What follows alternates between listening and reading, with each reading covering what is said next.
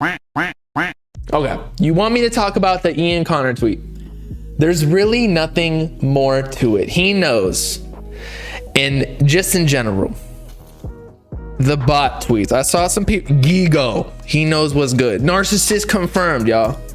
Cardi's dropping soon. He's dropping next week. Confirmed by Ian Connor because he said, Playboy Cardi. Nah. Whenever you tweet, or a lot of these meme pages and shit, tweet Playboy Cardi, it trends because of the way the Twitter algorithm works, is that when you say like the actual artist official name, it like recommends it to Playboy Cardi fans who follow that trend or that subject or topic, I think it's labeled on Twitter.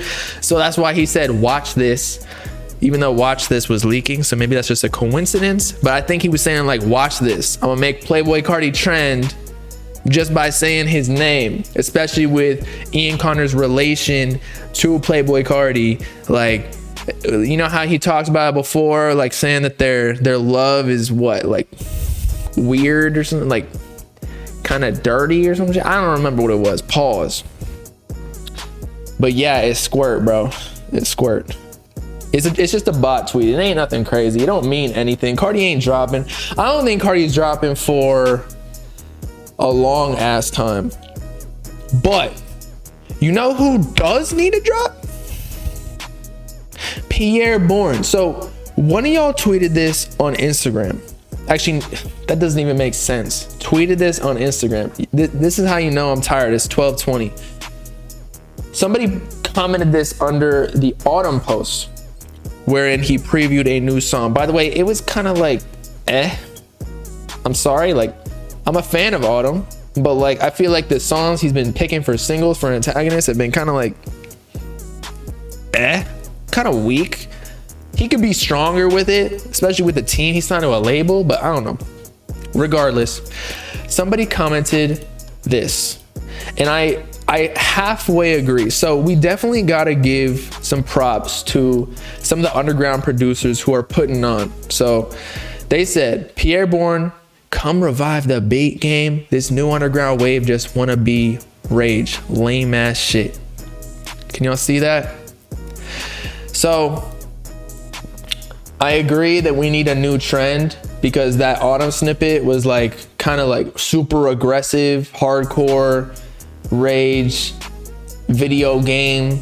Sounded like you were on cocaine for like 3 nights in a row and you can't sleep, that type of shit, which sometimes I'm actually pretty into, like the Can't Relax with Yeet. So in small doses, just like cocaine, it can be a good thing. But you can overdose off that rage, that nose candy, that ear candy. Rage is basically cocaine for your ear. And you can overdose pretty quickly, especially after Trippie Redd dropped the whole album of it. But I was trying to figure out when was the last time that we heard any Pierre Bourne placements. I wanted to check this out on Genius. So I know that he dropped T-Lop 5 like a year ago, or maybe even less than a year ago. And then he also dropped a project with TM88. But I feel like Pierre Bourne is a bigger producer than an artist. We all know this. He blew up with Cardi on Self-Titled and then Die Lit. But he only was on like, what, 2-3 songs on Whole Lotta Red? So I feel like as a producer, and he was on Eternal Take, but that was 2020. Or not Eternal Take. He was on Lil Uzi vs. the World 2. But I was trying to figure out, like, who is he working with right now? People are saying that he was on Young Nudi's album, but I feel like he might be swaying too much into being an artist, because I feel like the beat game definitely needs him more. Like, let's check this out. So let's do release date. Can y'all see this? Hold up. Only Bino got a Pierre beat? Okay, bro. Who else? He was on Lil Wayne shit. Yeah, he really hasn't done much the past couple years. And I just feel like definitely the game needs to get some Pierre Bourne, because ultimately Pierre Bourne is the originator of rage. He didn't go super hardcore with like where it's been taken with the trippy red trip at night style, but like with the video game type sound effects and the synths, he was the original producer of that wave. But it just happened to start like kind of small instances of it, and like, you know, with Trippy Red, all the building up into 2018 Die Lit, right? And then Whole Lot of Red, even though he didn't really go as hardcore with it, a Whole Lot of Red. That was Filthy, Starboy, Luso, and the Hyperpop Collective producer group. But again, like, where is Pierre Bourne going? So I'm getting kind of concerned.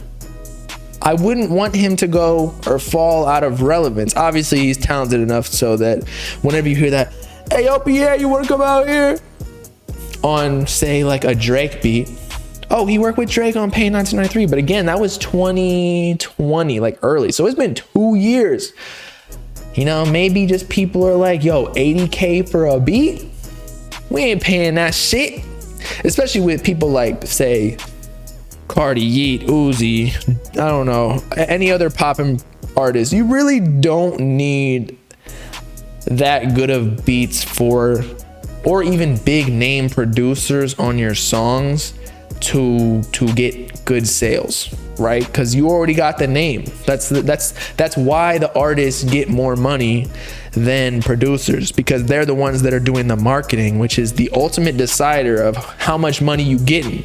Because the best beats sometimes don't do the best sales wise because the producer does the artist does trash on it, or doesn't market it correctly, or they're just not a good, you know, they're not a good brand. Like Travis Scott, he can make a producer like Playboy Cardi can make a producer blow up like he did with Pierre Bourne, but somebody of the same skill sonically but not marketing wise, just the song won't do the same. You feel me?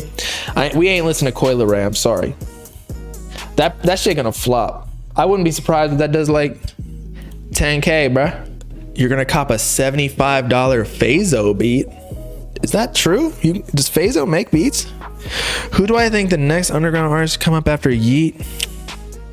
Jace. But I don't know what's gonna happen, to be honest.